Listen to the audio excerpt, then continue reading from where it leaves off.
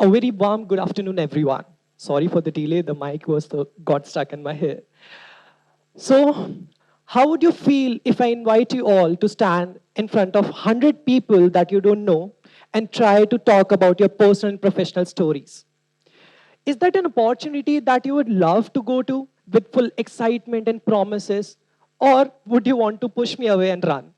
Well, the 7-year-old Pratik that I knew would have said yes to it. I was in my first grade when I first stepped on a stage. It was a Hindi poem recitation. At that point of time, I didn't even knew that what a poem was or how to recite one. Nevertheless, I participated in that and started preparing for it.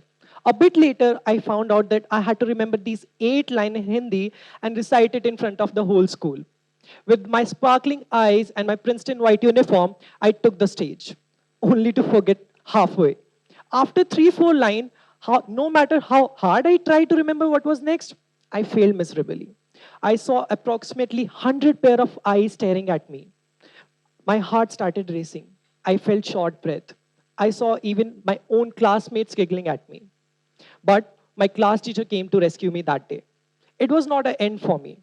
This fear of public speaking grew inside me, day by day, month by month, year by year. And whenever I thought that it is gone, it came with flashbacks, obviously. So I started avoiding people.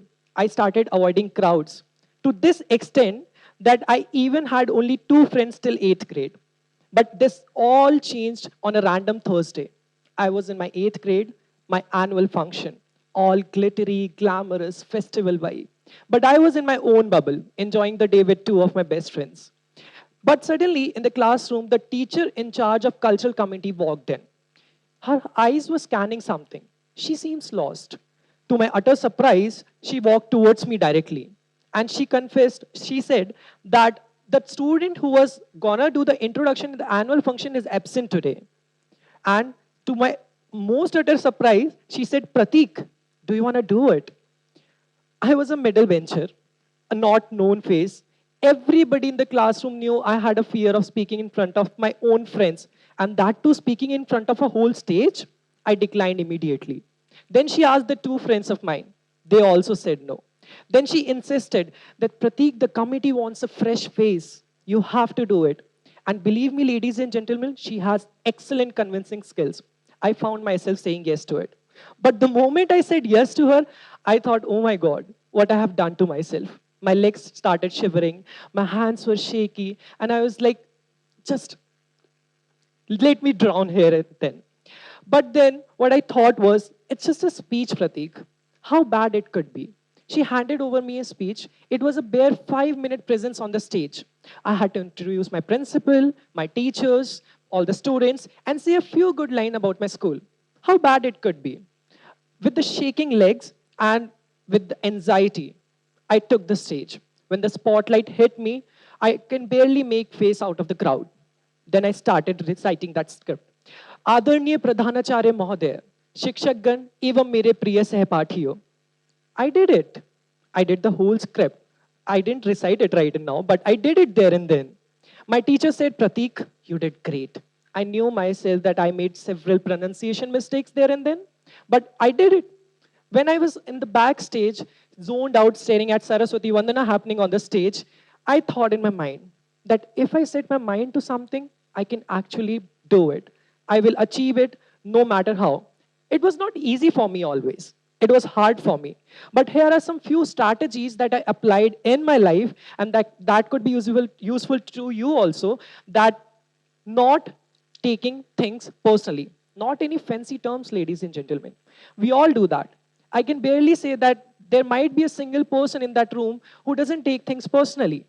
As a public speaker, I love to interact with my audience. But when I see them using their smartphones or discussing something among themselves, I feel devastated. I feel hurt. I take that thing personally. But okay, you all are free for today. You can take out your mobile phones, you can talk among yourselves, because I won't take that thing personally. Because now I know it is not about me. So the first strategy that I'm going to talk about today is it is not about me. Let's take an example, guys. Just imagine one of your friend and you planned a dinner together, and at very last moment he cancels on you. But you saw him having fun with other friends on his Instagram story. Okay? Second scenario, you work tirelessly on a project and you are expecting appraisal, praise for that. But in return, the only thing that you got is criticism. Then you went to a friend, sharing your disappointment to him, and suddenly he starts scrolling his phone. Now, show me hands. Who would not take one of these things personally? None? Obviously, because we all do. But the main question here is, why do we take these things personally? Is it our mind talking there? Is it our heart talking there? None. It is our ego talking there. Making sure the person that is right in front of you is making sure the person who is right in front of you is wrong. He has done that to me. He has hurt my emotions. He always do that. Why? It might be you also. So the thing that it is not about me being is to look things from other perspective, to know other people's perspective. Just imagine that person might have got an email or a text that he has been waiting since ages and he has to reply him immediately. No? Or maybe simply he's not interested in your talks. That is not his cup of a tea. Might be possible. At that moment of time, you have to understand the perspective of the person who is sitting right across you. It is not simple, ladies and gentlemen. It requires a lot of hard work. But it sounds simple in theory. But in practical, you have to work a lot on it. The second strategy that I'm going to talk about today is, if you can't convince yourself it is not about me, it is about you. Maybe you are the problem there. Don't you think so, ladies and gentlemen? I am a 22-year-old guy standing in front of you. I am confident enough, but I know I can make mistakes. I can make n number of mistakes in front of you. I'm not perfect. Nobody's perfect in this room.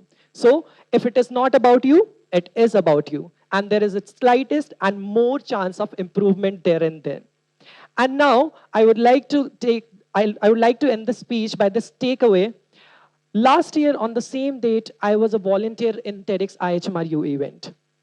And now, I'm a 22-year-old guy, confident enough to speak in front of 100 people that I don't know and share my personal professional story.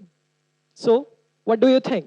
The next time anybody of you feel like you are a failure, you can't do this, and you feel like, oh, I have lost it somewhere, just find that 7-year-old Pratik inside you, search for him, and push him a little bit. You know you can do great. So the next time you feel failure, just ask yourself this one simple question. If not me, then who? Thank you so much, ladies and gentlemen.